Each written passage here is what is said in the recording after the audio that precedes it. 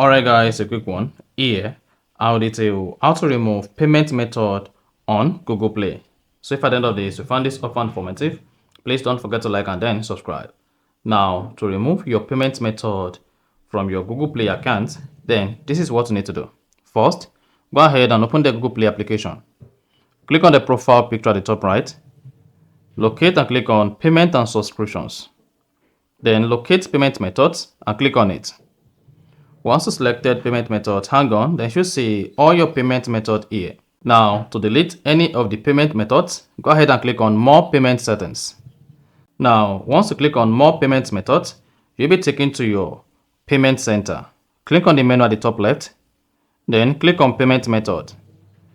Then, hang on, locate the payment method you want to remove, and click on the Remove button.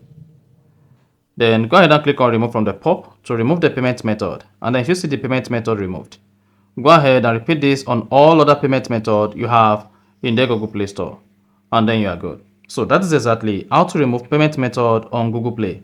If you found this offer informative, please don't forget to like and then subscribe.